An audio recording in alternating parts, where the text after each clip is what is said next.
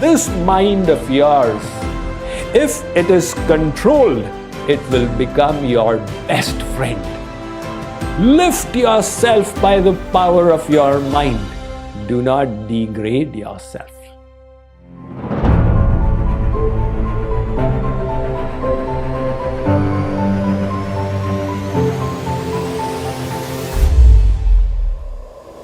The mind is a place of its own, and in itself can make heaven out of hell and hell out of heaven.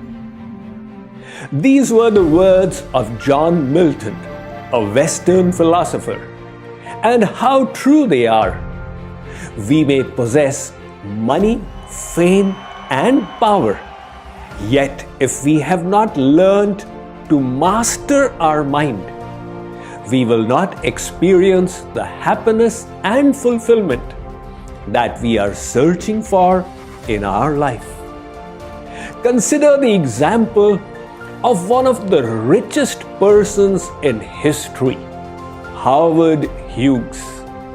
He had so much of wealth.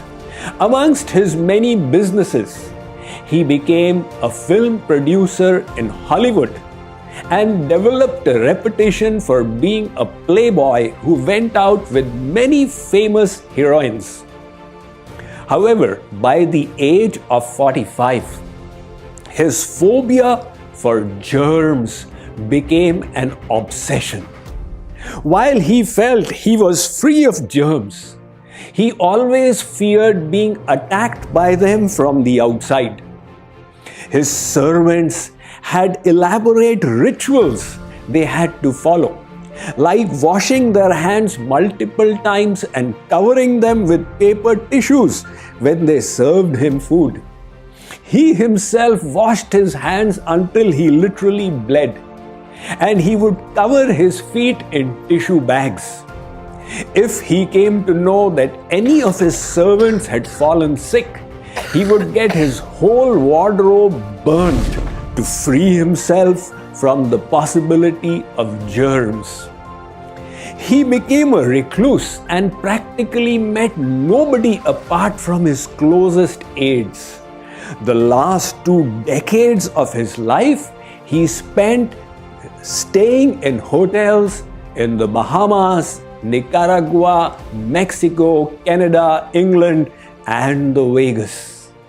Finally, when he died at the age of 70, he had practically imprisoned himself from the world physically and mentally.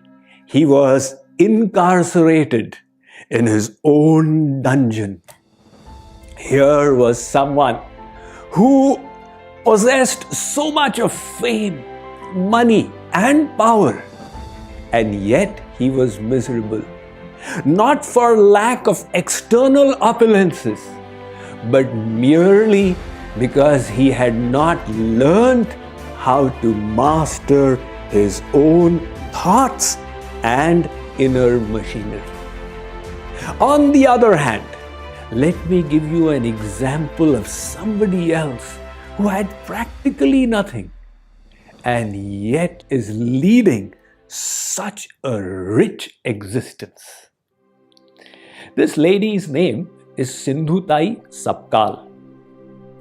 She was born in a poor region of Maharashtra in the district of Wardha. When she was 6 years old, she used to take her family's buffaloes for grazing. And while the buffaloes were immersed in the lake,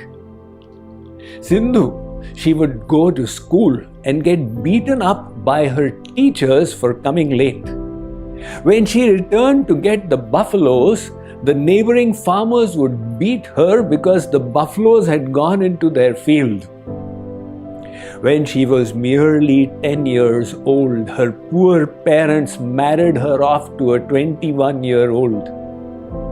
She had 3 children from that husband. When she was expecting for the 4th time, she got involved as an activist. The local mafia were using the women to lift cow dung. It was like the cow dung mafia. She informed of these activities to the collector. And the collector, when he took action, the mafia got annoyed. So they incited the husband, telling him that Sindhu had an affair with one of them. Now the husband became so annoyed, he beat his wife, and then, thinking her to be dead, he threw her into the cow shed. There, cow protected her, and she delivered her fourth child. She cut the umbilical cord with a stone. She took the baby to her parents' home. They refused to take her. Now she knew she could not return. She wanted to commit suicide. She was about to throw herself on the railway track when she heard the wailing of an old hungry man. She went to provide him solace and food, and then realized that if she can help others, she can find meaning and purpose in her life. To stay away from molestation, she was residing in graveyards, and she was taking grain and cooking it on the funeral pyres that were lit there. Once again, she was about to commit suicide. But seeing the homeless, hungry children on the footpaths, she decided to take care of a few of them and started begging to sustain them. Slowly, her efforts grew larger, and she created an orphanage and became known as the mother of the orphans. In order to ensure no bias towards her own child, she gave that child away in an orphanage. Now people came to know of her wonderful efforts, and they started supporting her until she raised more and more children. Many of them became graduates, postgraduates, and even PhDs. Her own children came to know, and they helped in her efforts. She says the most amazing moment was when her husband regretted, and he came to her broken and dilapidated for shelter. Very lovingly, like a mother, she offered him shelter, and she says, "He is my naughtiest child."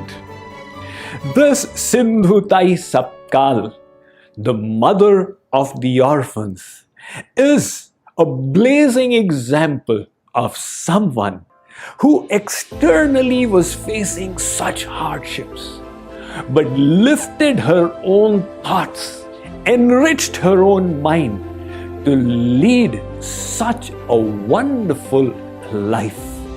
That is why I say there's a huge difference between the quality of your living and the quality of your life. The quality of your living is determined by the external opulence. The quality of your life is determined by your inner thoughts. Our Vedic scriptures have repeatedly emphasized the importance of the mind. 2000 years ago, Jagadguru Shankaracharya, the first original Jagadguru in Indian history, he said, Jagat Jitam Kena. In his Prashnavali, he is asking the question, who shall conquer the world? And the answer he provides himself, Mano Hiyena, that person who has conquered his or her own mind.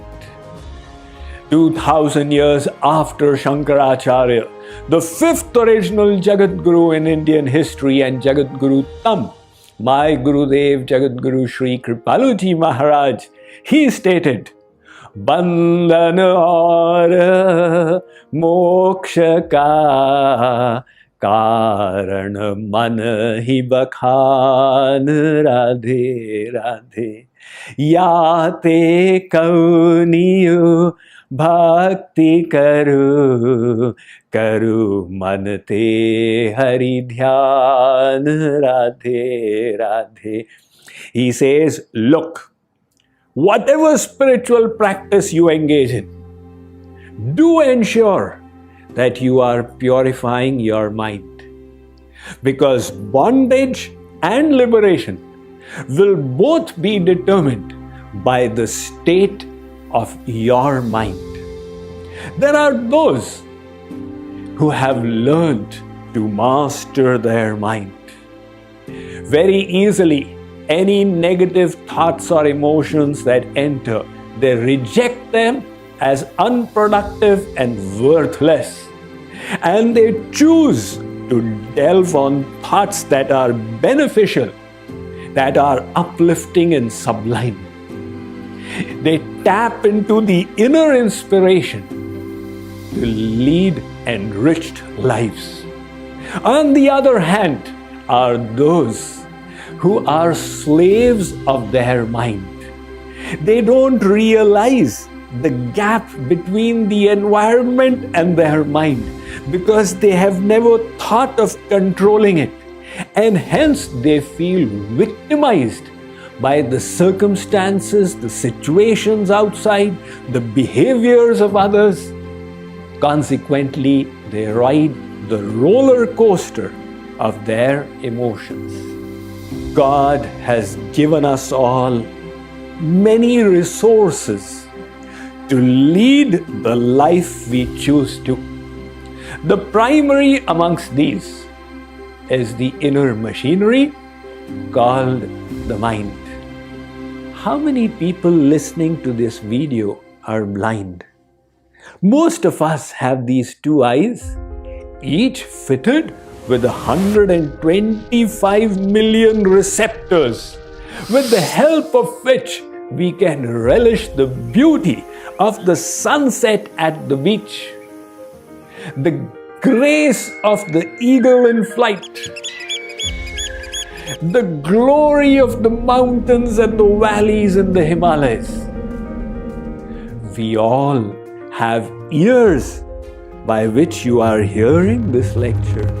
Each ear is fitted with about 30,000 tubes, with the help of which you can hear sound right from 20 hertz to 20,000 hertz. And you can relish the mirth of children and laughter, the rustling of the leaves by the wind, and the chirping of the birds. All of us have got this body with 630 muscles and 205 bones. This muscular skeletal system of ours is reinforced. We have 5 million pain sensors that inform us if something is going wrong. We have got 500,000 touch sensors that let us know if an insect is climbing up the back. Our brain has got 100 billion neurons. This tremendous machinery that we have. What is missing? Our inability to control the inner machinery called the mind. That is why in the Bhagavad Gita, Lord Krishna said, Uddhared atmanatmanam atmanam avasadhayet atmaiva yatmano bandhur atmaiva ripuratmanah. He said, Arjun, this mind of yours, if it is controlled, it will become your best friend. But if it is uncontrolled, it will be your worst enemy. So Arjun, Shri Krishna says, lift yourself by the power of your mind. Do not degrade yourself. In this 21-day series, we are going to consider the functioning of this mind. What are the afflictions that affect it? And what are the tools and techniques for purifying it and uplifting it to make it our single most powerful resource in our life. I am looking ahead to the remaining 20 episodes of this challenge. I hope to meet you in each and every one of them.